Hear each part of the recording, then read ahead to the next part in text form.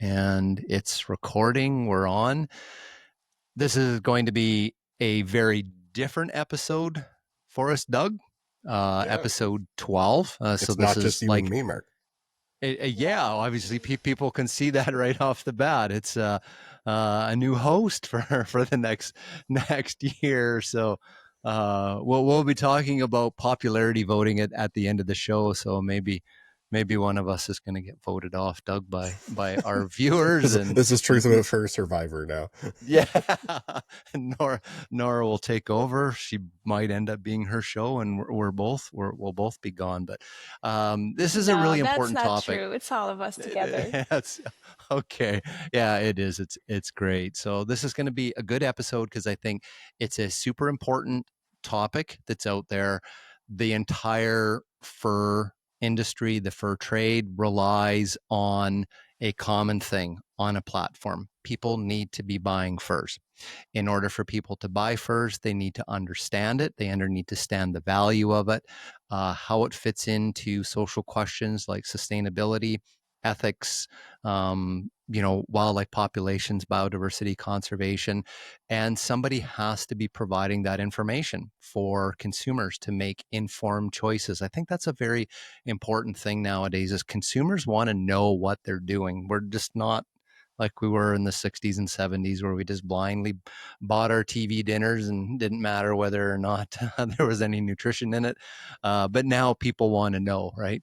People need to know, and that goes for this industry as well. And there's a new way of doing that, a new way of reaching people. So, Nora, welcome to the Truth About Fur podcast. Thank you for having me, Mark. This is amazing. So we'll get you to explain, and Doug's going to kind of weigh in from the Institute's perspective and how this fits in with what it's doing as well. But Nora Lacasse, you are a social media influencer. You do other things. So we'll get you to fill all that in. But one of the things that you're standing up for and using your social media platforms and the things that you're involved in coming up in August is talking about fur. Talking about it as a product, a garment product, the sustainability of it, where it comes from, why it doesn't have all of these negative things associated with it, and you're doing that because there's something in your heart that believes in it. So I guess before I say any more, we get going too far down the path, like, let folks know, who are you, where are you from, what do you do, what is your mission? Well, thank you for that introduction. My name is Nora Lacasse. I am a content creator on Instagram, and I make content about sustainable fashion.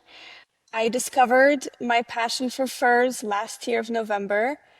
I love modeling. I love being in front of the camera. I love acting. I go to castings. And I've always believed that fake fur was better than real fur because that's what I've always heard. That's what I've always been taught. Up until last year of November, I was in Quebec City and I was at this very beautiful little boutique store, and it was for a fur boutique. And I walked in there and there was this lynx cape that caught my eye, but I wasn't too sure about the product. It's real fur. I was not educated. I have not had real exposure.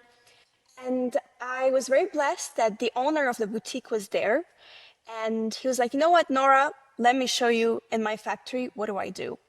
So we go to his little factory. It's like right next door to this little beautiful boutique. And I walk in there and it's just like these beautiful little desks and fur coats that have been around for like 60 years, 40 years. And I'm just mesmerized. Like, how can you have this fashion piece that's staying there and reusable and has its function and its timelessness all this time? And I came to realize that every piece is handmade. And it's not a skill that was mass manufactured or it's mass taught. It's a skill that is handed down. It's done with passion, with care, with love. And these fur pelts are a result of wildlife management. So for me, I was very intrigued. I'm like, what do you mean wildlife management? He's like, well, it's actually more respectful for us to use this fur pelt in our fashion. It has function, it's beautiful, you can wear it, and you don't have it thrown in a ditch. So from there, I was exposed to this information that is not out there. I have never heard of wildlife management being part of fashion and something that you can have in your closet. So from there, I took my passion for storytelling and content creating, and I took my phone like a normal Gen Z, and I kind of filmed everything here and there. And on the drive back home, it's a 4-hour drive. I was not driving, I was the passenger princess, and I was kind of making a video of why real fur is better than fake fur. I post that video, and next thing you know, I'm getting all sorts of engagements. I'm getting positive feedback, I'm getting negative feedback, I'm getting all kinds of comments. But what it really started was a conversation of, yeah, why is real fur better than fake fur? Well, fake fur does not disintegrate back into the earth. You have landfills. It has no function. You cannot pass it down. There's no values. And if you want to be an influencer, and that's my values, is I don't want to influence more random products that serve no value, that have no value. So when I saw fur and I saw that nobody's making content, nobody's talking about it, and it's kind of a topic that nobody wants to go there because of the amount of controversy and the amount of negativity around it, and I was like, you know what? I'm gonna do it. So I started from there. I continued making content. I reached out to a few brands here in Canada who source their furs from local wildlife management. It supports Indigenous and rural communities. And we've been doing that since November of last year. I've grown my Instagram from 2,000 followers to now 30,000 followers. I've had a few videos gone viral. One video in particular is around 4.2 million now. And it's beautiful to have that engagement and to see that difference. Really, it's just to spark, even if you don't wear fur, it's to spark that awareness of what are you really consuming as a person? Is it timeless and respectful to earth and you play your part? Or is it going in a landfill? So that's ultimately what I do. I love what I do. And yeah, that's a little about me. Cool. Very good. Where's home for you? So home for me is Gatineau, Ottawa. So as you know, in Ottawa we have Ontario and Quebec, so I live on the French side. Okay. Awesome. Awesome. Um, Doug, your thoughts about entering the Yeah, world I mean of this social has media been so influence? yeah, so I mean we've been working with Nora for a little while now, for a few months now. And honestly what happened was we were talking with I was talking with some of our members here at FIC, and it was, we need to be a little bit more with it. We need to at least like get into, the 20 teens anyway, and get on Instagram. We had an Instagram account. We'd post stuff there sometimes. Uh, but it's a great tool to connect with people. It's a very, very visual medium, certainly. And we said, what's something we can do to start promoting fur and promoting fur fashion? And we had been doing a lot of like, hey, here's some infographics and that kind of stuff, very educational type material. And we said, let's do some social media marketing. Let's do some content creation, work with some content creators. And so one of our members, Mitchie's Matchings in Montreal, with some support from Saga Furs and the Institute, we were working out with influencers, reaching out to influencers and saying, hey, we'll provide you with some product in exchange for some content about fur. And we were targeting, what in the biz they call micro influencers. We were looking at people like 1,000 to 5,000 followers. And one of Nora's posts came up in my feed, and I forget what account had shared it, but like a fur account had shared it. And I was like, wait, she's in Ottawa. It was a picture of a Nora view with the Peace Tower from Center Block Parliament in the background. I was like, wait a minute, she's in Ottawa. I looked at Nora's profile, and she had her account, and it had 10,000 or 15,000 followers at the time. And I was like, what the heck? Like, let's reach out to her. She's obviously interested in fur. She's here in Canada. Let's reach out. I'm sure the price tag will be through the roof, and we'll say, okay, well, now we know.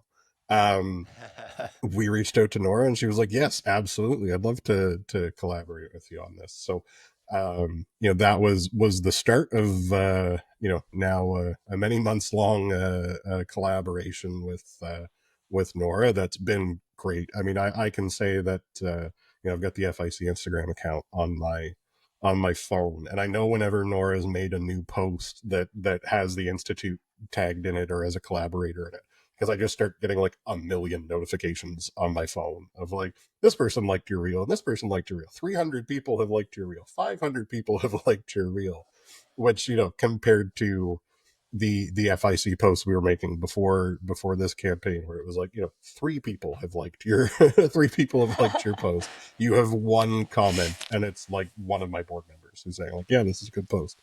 Um, it's really kind of turbocharged the FIC's engagement, and we've then been able to see the benefit for our organization in being more engaged with social media, with Instagram in particular, and working to amplify and connect folks like Nora and some of our brands. And you see things kind of ping pong their way around the kind of fur world on Instagram of, Nora will make a post, but I don't see it from Nora. I see it from our friends at Fur Takers of America have seen it and they've reposted it. And these things kind of take off in our little fur Instagram world, and then certainly there's some of Nora's stuff that's gone way beyond that, with like millions and millions of views. And there's not a whole lot of fur posts that can say that they've had the 4.5 million views. And this is how marketing works now. It's not about, it's not the way that we used to do things 20-25 years ago, where it was like, hey, we're going to get a spread in Vogue. And that's what we're going to do. We're going to buy a spread in Vogue, or we're going to buy a spread in Women's Wear Daily. And that's all that matters, is we paid for the space, so we have the space. Doesn't matter how good the content is, doesn't matter how bad the content is. We paid for the space in the magazine, and this is how people learn about fashion, is through the Yeah. magazine that's in the waiting room at the dentist's office, and they see Canadian fur. And our predecessors at the Fur Council did great things with the Beautifully Canadian campaign and Beautifully Canadian collections and advertising them in Vogue and WWD. But it's not to bash on the way things worked back then, but we can't do things that way anymore. And part of that is there's a certain degree of gatekeeping by publications. There are publications that have said, we are fur free, we will not advertise fur, or we won't feature fur at all. Like, we won't talk about fur, we will pretend it doesn't exist, even if it makes a ton of sense in what we're writing about. We're going to ignore fur, stick our fingers in our ears, close our eyes, and say fur doesn't exist. And social media lets us connect directly to people. And I spend way too much of my day scrolling through Instagram. I don't know about everybody else, but you see We things all on do. Instagram. Yeah, you see things on Instagram, or your app of choice, TikTok, X, whatever. And you see something, and, oh, that's interesting, and you click on the link in the post, and you go, and you end up buying something. And this is something that we, as an industry, are very much faced with. Once upon a time, there were 1, 2, 4, 5 fur shops in every town in this country. The number of fur shops, now we have entire parts of the country where there's nowhere to buy fur. You can't go into a store. You're not walking down Main Street and walk past the store on the corner with the big glass windows, and see a fur coat and go inside and see it, and it looks beautiful, and you go inside and you touch it, and fur is tactile. Once you touch fur, you are going to want to buy fur. So how do we get past that it's not in your face everywhere, it's not readily available in a lot of the country? Well, like, we go to where the people are, and where they are is in a 4-inch by 3-inch black square in their pocket. So let's put this stuff in front of people, let's connect with people, let's connect with young people, um, and they can influence older generations, right? We're all following behind. I just turned 35, I'm old now. We follow behind the younger generations now. They set the trends, which they don't know are just the things we were doing 15 years ago. But that's the that's the reality of today. Is it's not about big ad campaigns. It's not about, how much money can you spend promoting. It's what can you do that's interesting, that's engaging, and the content that Nora is putting out there, and I got the numbers to prove it on my phone, is engaging to people, and people here in Canada, people around the world. I see accounts from Greece and Russia and Turkey and China reposting Nora's stuff. So it's really doing great things for us, and it's doing great things, I hope, for fur in general. Beautiful, beautiful. One of the parts I find really fascinating about this, and I'm sure it is for you too, Nora. Like this, this is like a journey in learning and talking to people. Like you said at the beginning, like you get positive comments and you get negative comments, but depending on how you've take that personally, uh, all of that is a way of learning about people, learning about the world, learning how to communicate what's important to you. I'd really love to hear from you, like in this journey so far, like what have you been seeing? What are people curious about? What do people have negative reactions about? What are some of the really cool things where you're like, wow, this is what's in people's minds, good or bad? What have Well, you if I'm learned? being completely honest, the past few months, I'm turning 25 this year, but I feel like I've aged 10 years the past few months on this journey. It is definitely not for everyone to make content about fur. You need to definitely have thick skin, you need to be resilient in yourself. That's number one. It's not for everyone. And I've learned why a lot of creators and a lot of fashion brands and a lot of newsletters and everybody kind of steers away from this conversation. They don't want the backlash, they don't want the negativity.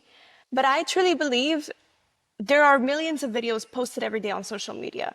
So if your video could make someone stop and take time off their day to write a comment, whether good or bad, you have influence. So for me, good or bad, it's great because you stopped. And now that I have more retention on my videos, now someone else is going to see it. So ultimately, that's what influence is. And I'm all about influencing with value. And my values are something that is timeless, something that's respectful. I believe in fur because it's respectful. And I had the pleasure of meeting Ayu Peter, one of the most prominent figures who defends Canada's North. And she told me, Nora, wearing animal fur is animal respect. And for me, that stuck with me so much. And in all of my videos that I make, it's a theme that's always there. A lot of people find that shocking as a statement, but when they actually pause and read my caption and read what I'm saying, it's very thought provoking. So for me, that's what ultimate influence is. It's not about, as Doc was saying back then, it was the polished magazine and the polished billboards and the amazing production and thousands of dollars spent on that. Today's world, it's social media about how authentic and how real you are. That's what touches people's hearts and people's brains to respond back, whether good or bad. Yeah, no, that's a great point. Do you find there's people out there that may have engaged with you like conversation content wise and said like had their mind made up like this is bad, maybe you've had a little back and forth exchange and they're like, oh, I never thought of that, I never saw it that way. Like have you seen people have like a bit of an epiphany and sort of, and then be, hey, thank you for that. I had no idea, that sort of thing. I think because those are the big wins in social media, I think, is when somebody comes in and comes out having at least thinking about things a little differently. Oh, no, absolutely. I get messages all the time of your influence is different. You're not influencing Shein and Temu and cheap products. You're influencing something that we have never seen before. I get a lot of messages of, oh, I never thought fake fur was bad. Like your content made me aware that real fur is better. Okay. So even if they might not consume the product, at least that awareness, that information that they had in their brain is now being updated a little bit. There's a little bit of a question there. I think in everybody's brain, there's this belief that fake fur is better. I don't know where, how, why. A lot of people just have it. And when you first tell them, wait, no, it's not, they immediately have this reaction to fight it. But when you actually come and talk with logic and say, hey guys, like in Canada, our furs come directly from wildlife management. And did you know that when you wear fur, you're actually playing your part in the ecosystem? When they start to hear that, which they've not heard ever on social media, that change does happen. Yes, it does. Now, obviously, if someone's going to be negative, they're always going to be negative. I stopped looking at comments at some point. But for me, ultimately, I get a lot of beautiful messages. I get a lot of messages from men that are thanking me for talking about fur, and like men wearing fur is something that was not celebrated for a very long time. So now it's like, yeah, men and women can wear fur. It's not just feminine. It's not just a woman's thing. It's everybody can do it. Even if you have a child, they can wear fur. Anybody can wear fur because we all wear fashion. We all consume it. So it's ultimately consuming something of value, and that's what I believe in. That's what I influence. So in terms of response, I get all sorts of response. You're out there on the internet and you're up for all kinds of feedback. Well, this Yeah, this is something that's been absolutely. really interesting watching Nora's posts, and as things have developed over the last few months, is, you know, we could go into this with the assumption of, fashion marketing is all about finding ridiculously good looking people and putting your product on them, and that's all you need to do, and just they'll go look good, and that's enough. Is people will go, oh hey, if I wear that, I will also look good, and that's the end of it. But the post that Nora makes, where she's talking about where she's talking about the system of wildlife management that regulates trapping here in Canada. She talks about the care that mink farmers and fox farmers put into raising their animals, or talking about how fur is a natural and sustainable biodegradable alternative. The kind of meatier posts are the ones that get a lot of engagement because they make people think. It's not just like, oh, okay, it's a fashion post of good looking people being good looking and wearing something that makes them be good looking. It's like, no, there's more to this. And our consumer base is becoming more and more attuned to that, right? As we've seen this, and some of the consumer research out there showing us that, it used to be that luxury goods were just about the price tag. You could take anything, and if you put a big enough price tag on it, people will be like, oh well, it's luxury because it costs a lot of money.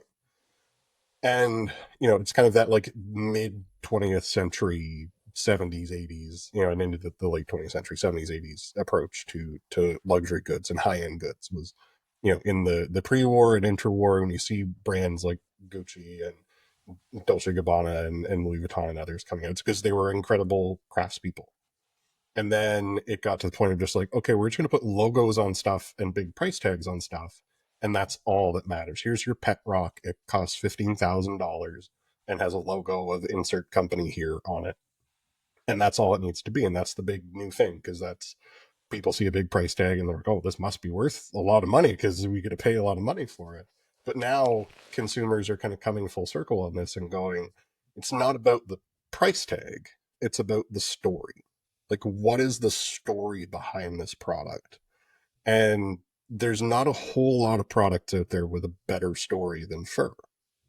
Whether that's, ranch fur and talking about family farms and talking about how, people care about their animals. And especially here in Canada, we can talk about how fox farming and mink farming really are like Canadian industries. So we were the first ones to successfully farm fox, the first ones to commercially farm mink, or on the trapping side. And it goes back to time immemorial with indigenous trappers here in Canada, you know, coming through to artisan, handmade goods, artisan goods that are, carrying out strong family traditions, either of indigenous peoples or people whose families came here as settlers in early Canadian history, or the waves of Greek immigration over the 20th century, and bring folks who came over here from Castoria and Siatista and that area in northern Greece, and bring their traditions from northern Greece, their fur traditions from northern Greece that date back to, the Byzantine Empire, and bring those to Canada and weaving those into the tapestry of Canadian fur. That's a wicked story. If we could just get more people to hear that story or read that story, And it's one thing for us to do that in a like 600 page long book. Another thing to do that in a 15-second Instagram reel and let people get that in bite-sized, digestible pieces and say, and if you want to know more, go to fur.ca, go to truthaboutfur.com, go to, uh, I'm forgetting the Canadian Mink Breeders website. But like go, here are the resources out there for you to learn more if you would like to learn more. But if all you want is the 15-second version, here's the 15-second version. Yeah, Right, right. the story is beautiful, but I think now in fashion there's been this trend of quiet luxury, not so much logos and patterns and price tags for just a logo. And if you look at a lot of like brands like Brunello Cucinelli, a sweater that's so simple is about $4,000. But if you saw it on the street, you would have never known. So a lot more consumers now, I understand the story aspect, but really what consumers really want is quality. And fur is one of those materials, along with, I would say, really high quality cashmere, where it will last. It is beautiful. You can pass it down. So a story is one thing, but I think the quality of a material, and there's nothing like fur, okay? You can try to engineer something that's insulating and soft and amazing, but it will never be like fur, like the biodegradability of fur, the story of fur, where it comes from, and the sustainability part of it. So I find there's a lot of success when it comes to hitting on the quality and raising awareness about it. And it's surprising a lot of people don't know how high quality fur is. That's Mm, the number I interesting. wish I had was is here's how many millions of dollars have been invested in trying to make fake fur, trying to match what we already have, right? The bar is set here by natural fur.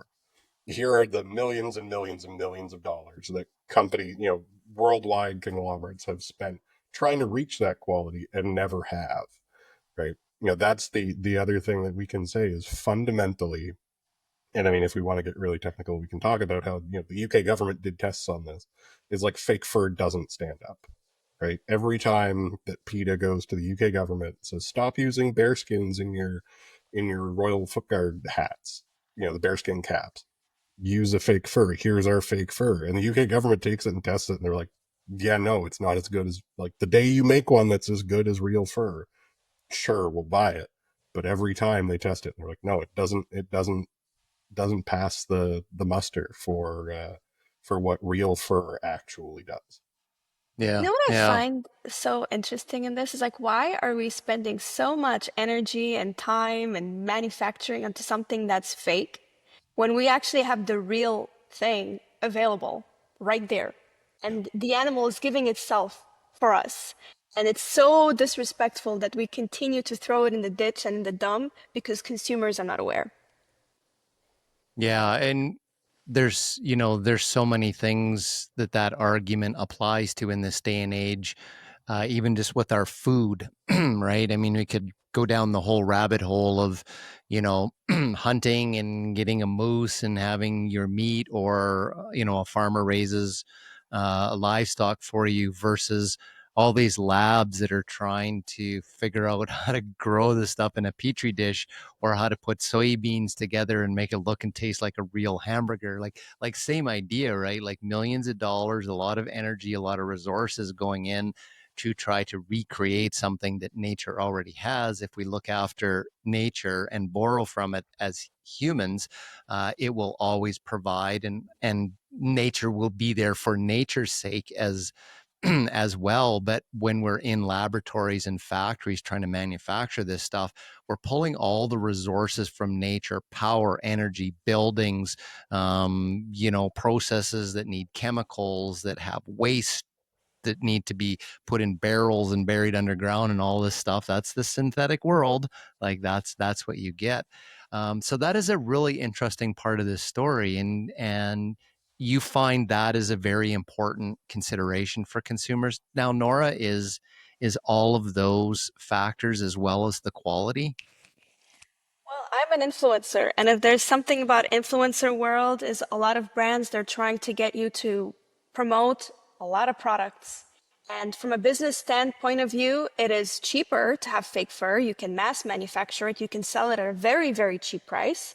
So I would say it's really unfortunate that they have succeeded in putting awareness in people that fake fur is better and it's better and it's better, but it's not. So that's the reason why I do what I do, is to influence that, guys, I'm not going to show you any other product other than true values and something that stays. And the only thing that I show on my platform is fur. I have actually been contacted by Shein and Temu. I don't know if they've seen my content or they're trying to convince me otherwise, and to do all sorts of random products to showcase their products. But these are not my values. I don't believe in that. And I think if I joined that, then I'd be just like any other influencer, putting whatever collab that comes to my email inbox. So Yeah, for yeah. me, this is where I stand, and I have built trust. I have a community because of that who share the same values. So I have a responsibility to make sure what I showcase is true and proper. And these are my values navigating this influencer space. I'm kind of new to it. When you go viral, it's a different experience. It's when you achieve success that fast, you have to handle it well and maintain it. So it's a different kind of challenge, but I just let my values navigate that. Hmm. Those are are good words for anything in a person's life, right? Is get back to virtuous and values in your life, and just and stick to those. One of the questions I have too is, like getting into this, you've probably, through your research and stuff, seen kind of like the history and fashion trends in fur and where things are at right now. So go back to the 60s, the long full length, coats, the neck pieces and stuff. I'm not sure what they're called. There was like the big, Earmuffs? no, they were just like a boa that, but they were fur, and they would come around, and Yeah, they're like that just a was just the collar piece. that just like you Just just yeah, wear Oh, like like a a collar. collar. okay. So what do you see resonating with people right now? Because like I see you in all kinds of stuff, like the fur bomber hats, the vests, the even lighter, more summery almost, if you want to call it, type stuff. No sleeves, that sort of thing. What's what's resonating with folks right now? Because that's important too. You're saying quality, but also what is the garment? What is the piece? What's the style, the look that resonates with people? Well, we all consume fashion and we all want to look beautiful. That's number one. So this is why we go and buy makeup. This is why we buy fashion. This is the reason. Second, okay, you are consuming it, so you might as well have something timeless, something that I will look at in 20 years from now and think, "Oh, that's beautiful." Not, "Oh, that was cringe." And if there is one garment that stands the test of time, that is timeless till today, that you are lucky if you have it, it's your grandmother's fur coat. It is, in my eyes, it's the most beautiful thing that you can have. It is so timeless. I love when I see young women wearing it, and it's usually the story of, yeah, actually, it was my grandmother's coat. So Oh, fur has those values of timelessness. So if you want to look beautiful and timeless and look at yourself 20 years back and still be, yeah, I was beautiful, it's fur. That's what fur has, and there's no such thing that replicates that. Fur and leather. I love leather as well, but we live in Canada and we need a lot more fur. no, that's yeah, that's good point, because we do see a trend sort of where people are picking up older fur coats, and like you said, the quality's there. They were built well, so they are going to last. But they're being remanufactured. A long coat is being made into a short coat. Those sorts of things.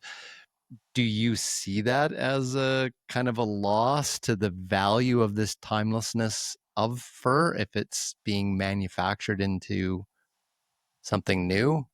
Or is that Not at just all, part of not the at all. value? I mean, it's part of the value, right? And you want to give it a second life. Like every person who has this fur coat is going to wear it for themselves. And I would rather have you resize it and refix it for you to wear it rather than sitting in your closet collecting dust. Like I have a fur coat that was passed down to me. It was a beautiful lynx coat. It was really huge. So I took it to this fur artist. I call him the fur artist. And I was like, can we make it a bit shorter? And what's left over, I'm going to use it as a stole. So you can repurpose it. You can rewear it. There's no rules. Like I see so many people that are like, oh, I have this fur coat, but it's too big on me, or it's too this. Go and fix it. Give it a second life. Why not? There's no shame in that. There's no shame in actually you're giving it a second life. You're giving it a beautiful life. You're making it you, and that's the beauty of it. Hmm. It's another way to honor the animal, to be like, we've done something and it carries on being out there providing value. So You honor that's the animal and you honor the person that gave it to you too. I yeah, think that's yeah, the beauty very. of circular fashion. When sustainable fashion, when we talk about it, it's all about it being circular. You're using it for as long and as much as possible. And because it's handmade, it's a high quality product. And if you know anything about fur, you know that you have to take care of it. During summertime, you're not going to let it sit under the sun. You take it to a vault, and there's someone who takes care of it. There's a special cleaning for it. So when you respect a garment so much, it respects you back, and it shows you as a person how much respect you put in your appearance. Mm, those are good things. I like, if you respect it, it respects you back. I like that as well. So Doug, what has been the general vibe in the industry with your board and stuff towards exploring, a new way of reaching people through social media? Because when you have an older demographic, either like in the industry or boards and stuff like that, like social media is kind of like, uh my phone, I don't understand these app things and the screen's too small and stuff. And I think Simon wrote about this recently in his recent Truth About Fur blog. So if you want to read articles, folks, you go to the Truth About Fur website, and Simon Ward writes articles there and stuff. And he wrote one about this exact topic and stuff. And he kind of had a little bit of like, if you're in this demographic, been in the industry for a long time, part of what you need to do is clear your mind and let go of your biases and be fully open to what Nora's doing and the people that it's reaching, and what they're learning. And what's your been experience with Yeah, I mean, I'd say that attitudes towards this? yeah, I'd say certainly the first kick at the can was met with some skepticism, healthy skepticism of like, okay, what's this influencer thing? What are we doing here? And we do have a bit of experience here at the Institute, uh, previously with some of our work on promoting Canadian seal products, where we had done some influencer marketing, both for seal skin garments and also for seal oil. And it was okay. We kind of have a rough outline here, a bit of an understanding of how this stuff works, but very different for us to be taking like a very clear, let's go market in the kind of fashion space, as opposed to just marketing the product. Like, we were making a very targeted effort at marketing to 18 to 34-year-old women, and let's go and do that. And we reached out to a range of influencers. I think in the end we had between 10 or 15 influencers that we worked with. And the other thing with influencers is there's some really great influencers like Nora, who we've got with us today, and there's some like less great influencers. They're still good, they still do good things, but not folks that really kind of went the extra mile, certainly the way that Nora did. And so I think that informed us a lot on, if we were to do this again, in terms of kind of taking a broader approach of working with a group of influencers, or a number of different influencers at once, is, we've learned a bit of, let's work a bit more on messaging. Let's work a bit more on providing material for folks to talk about. So it's not just like, hey, check out this cute poncho. That's something that we at the Institute are trying to take a bit more serious approach to writ large, in how we communicate about fur, and how we communicate about trapping, how we communicate about the seal hunt, is to be a bit more strategic in how we do it. But there were a few like, this is what Instagram is type conversations, and here's why we're doing Instagram instead of TikTok, and things like that. That you could spend all year working through the particulars, and there's people that this is what they do every day of their lives. They work on social media strategy. But it was, for an organization like ours, here's what we think we can invest in this from a time and talent uh, perspective, and let's see what happens. Like, if we never do it, we're never going to know. So let's get out there and try this, and not we're not putting everything on red and spinning the wheel, but let's take this in a measured approach. And I think that especially with what we've been able to do with Nora, and Nora came in and joined us at the Clean Vision show in Montreal, so she got to meet some of my board members there at the show, and kind of they got to see her in action. It was like one thing to see, you see the post, and that's one thing, but then them getting to spend some time with her and talk with her about what it is she does and what it is they do, and talk about mink ranching, talk about buying furs from trappers, and see her and the work that she puts in and the effort she puts in to create interesting and engaging content. That's the silver bullet.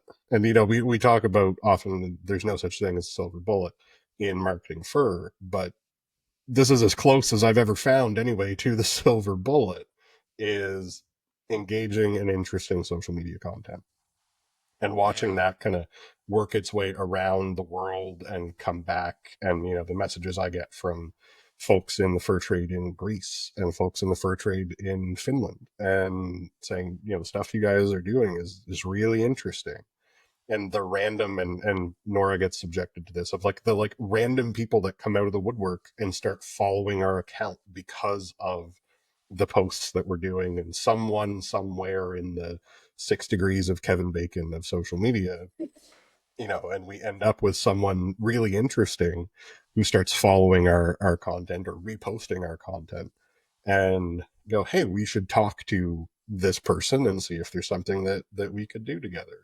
And the piece that you talked about that Simon wrote for Truth About Fur, Jake from New England Naturals in Maine, that was exactly what happened. I think it was one of Nora's posts that had the Institute as a collaborator on it. And I think Fur Takers shared it. And then Jake saw it on Fur Takers of America, shared it to New England Naturals, and followed our account.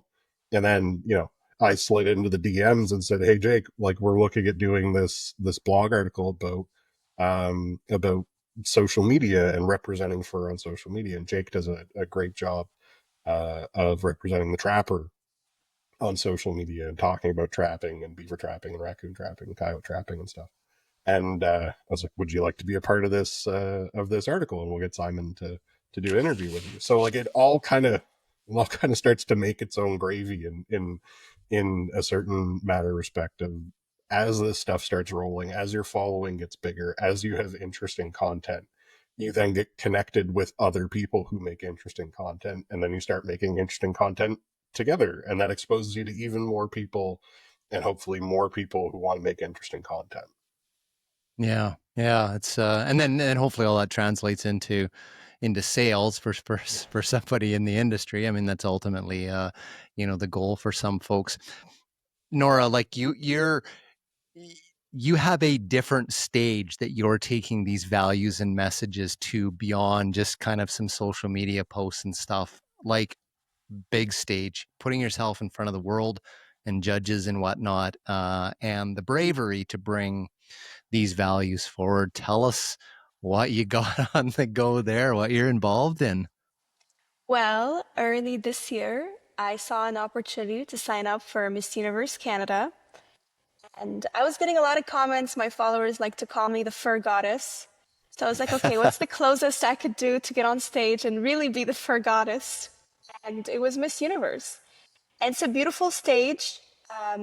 Unlike a lot of misconceptions about beauty pageants, you actually need to have a platform, you need to have a messaging, you need to have something that you stand for. It's not just evening gowns and walking beautifully. No, guys, it's a lot more than that. So I applied, I sent in my application, and they said, you know what, you're in. We would like to have you as a delegate. So it's been a lot of months of working and also navigating the space. Like, I am new to this. It's been a few months. And when you go viral again, it's beautiful to see those millions, but now you have a real responsibility and you have to learn fast.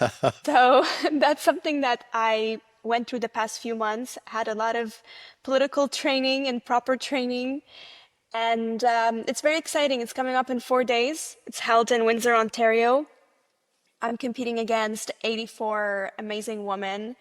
And it's the first time ever that on Miss Universe Canada stage that fur is being presented. Fur is my platform. No So way. Wow. yeah, no one has ever done this before. So I'm like, you know what? I'm going to be the first one to do it. Good for But you. Good for you. Yeah, awesome. Um, Doug and I think way back on one of our first shows talked about it was just right around the time of the Winter Olympics, and we were talking about Canada having Oh yeah. these uniforms that kind of look like. I think the joke was is they look like packages of bacon, just like the colors and everything like that. And we talked about fur, as part of the Canadian uniform. So that's actually kind of interesting that you're ahead and getting that onto the world stage it's our in this. heritage. It's our first economy. This is our culture. I mean, I get some comments like, oh, Canada doesn't have a culture. I'm like, excuse me? We have a culture, and our culture is so beautiful.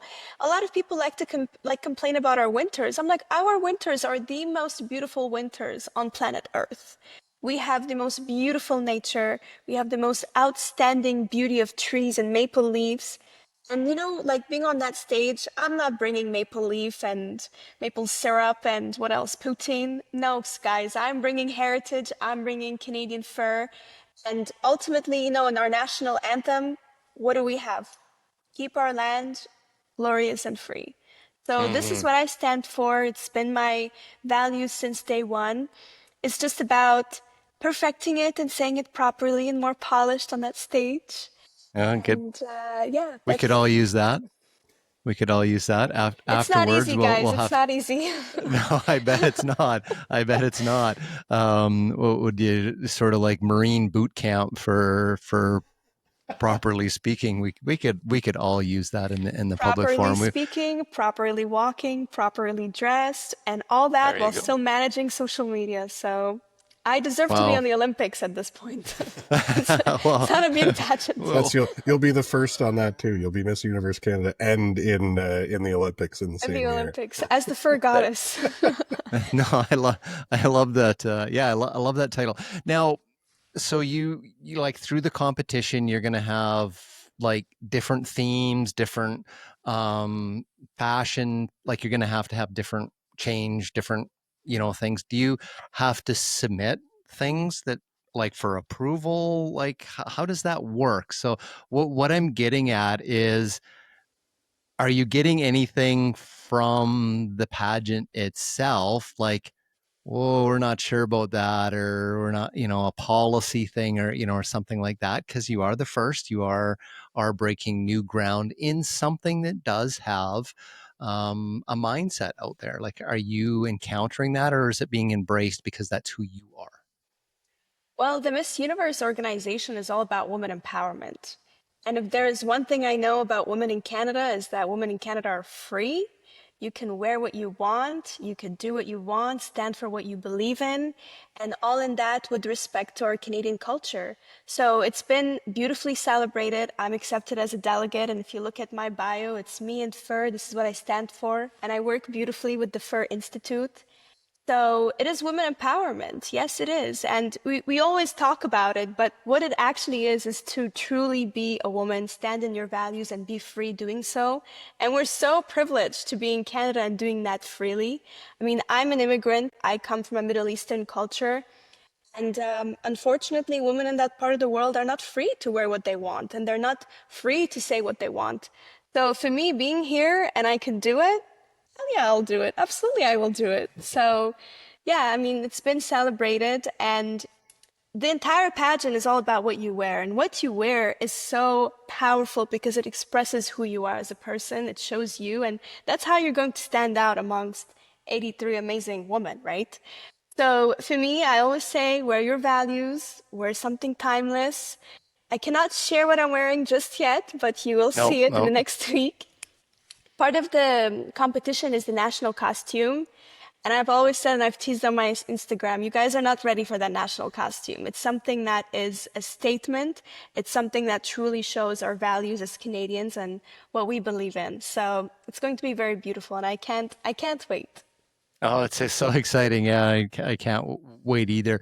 Now, we want folks to follow along on your journey in this. Before the show, we were talking about there's an opportunity for voting for it's like the People's Choice people's Award. choice. So tell us about that so we can make sure that folks know about that because when they're voting for you, you're voting for your values too, and what you're representing out there, which I think everybody can get behind. You're voting for presentation on that stage. So basically, with the competition, there's 84 women, and the first cut starts at 26. So out of the 26, they get to compete. So guys, I ask you for one thing: vote for me and leave the rest for me to do. I'll perform and do whatever it takes on that stage. But to get there, I think it would be very beautiful to win People's Choice Award. It shows our values. It shows what we stand for. The voting is still on. It's still on until the 7th of August. So download the app, Miss Universe Canada. It is on the App Store and also on the Play Store. It's very easy to find me as a delegate. It's my picture with fur. So you see half my face, half my fur. And cast your vote there and let's make history. Let's make the whole world talk about fur. Beautiful, beautiful. That's great. Do you have a social media post on that, like as a public Yes. service announcement as well? Okay, I'll find that and get that shared out as well, and get the folks on our community side, which a lot of that is our community, our followers at Wild Origins Canada is the sustainable use community, but a bit more on the hunting side. This is us on the trapping side in our partnership with the Fur Institute. So there's that whole side of the community, which is also very, very pro sustainable use and the naturalness that goes with the fur industry that is also mirrored by hunting for, for your own food. Doug, any kind of final thoughts? I have a couple final thoughts for Nora. I got to get her to weigh Yeah, I in mean, on I this, think but that my final thought for today for this episode is that really encouraging people to actually go and vote at the Miss Universe Canada app. It really is important. It really does make a difference. They've been giving kind of updates on the Miss Universe Canada account of every so often they're like, here's the, not in any particular order, here's who the Yep. top 20 is or top 25, and Nora's in there every time. So I want to make sure that everybody who's listening to this podcast is making sure they get their vote in, and make sure that she's at the top of the list there for the People's Choice Award, and send a message to the Miss Universe Canada people, to everybody who pays attention to those pageants, that fur is here. Fur, and not even fur. It's not fur is back. Fur's been here the entire time, and that we can send Nora all the way to Miss Universe, and show off Canadian fur at the world stage. yep, that would be amazing. And through that, you could change global policy in the EU and make life better for people living in the Canadian Arctic that are attached to the seal industry and the seal artisans, seal fur artists as well. That is a huge nut that needs to be cracked, and like what more beautiful way to do that than through something like fashion. My my last two things are want to ask you. So you said earlier that social media influence and around the beauty and the value and timelessness of fur is not just a feminine thing. It's for men too. Give some words of advice or encouragement to some men out there that need to get in the game of what you're doing to talk to men about fur and maybe the masculine side of fur, the value side of fur. Could the trappers know? They're like, well, that's a no-brainer. I just snowmobile. I got these big gloves. Like, hey, what do you need to know? And it's like, well, you need to reach some people with a little bit more finesse than that. And I think also that same message to maybe a mother and children, because one of my values and beliefs are we should see more children in Canada in the wintertime playing on the slopes and building snowmen that are keeping warm with a fur hat or fur mitts. This is not just an adult thing. I think we can get our children involved, but we need somebody that's a mother figure to say, this is important. Like, what are your words of advice, encouragement to say, hey, I know you're there. Get out there Yeah, and do this. men in particular, when it comes to fashion or when they start to pay attention to what they want to wear and how they want to appear, they usually get judged a lot for it. That, oh, you appear feminine or you're not manly enough because you care about what you look like. But I would say there is nothing more assertive than wearing what you want to wear. And if you're a man and you want to wear fur, then wear fur. This is the assertiveness that comes with it. And if you feel like someone's going to judge you, so be it. They just wish they were you wearing that fur coat. So for all Beautiful. these men, own it, wear it. There's amazing figures out there who do wear these furs. And you look up to these men because they're assertive about it. They wear it unapologetically, men and women. So there's no such thing as it makes you less of a man to care for your appearance. No, you should care for your appearance. It actually makes you more of a man. So this is what I say to all these men. I get a lot of messages about it.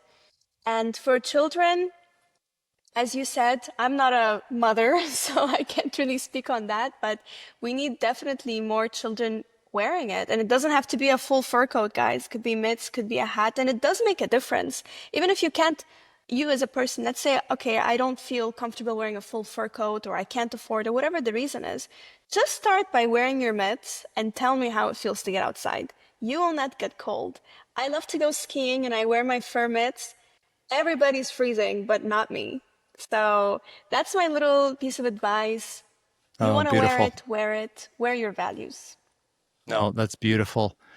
Last question. This is the audience that's listening. Do you feel a time and place one winter to extend your knowledge and your influence about fur and getting out on a trough line with somebody or into an artisan's, booth that's prepping fur? Like, do you have wishes to say, I need to see the people, I need to be with the people on the land that do this to kind of complete what I know about this whole area? That would be my dream. If there's anybody out there who's like, I want to have the fur goddess being there and seeing the source of it, that would be amazing. I think all of us were a beautiful fur family, whether you're a trapper, whether you're an influencer, we're all part of this beautiful team. And I've not had exposure there yet. So if anybody wants to reach out, I'm more than happy. You got my Instagram, reach out and let's do it. Beautiful. Thank you. Doug, thanks. Great show. Doug made the connections to get you on the show.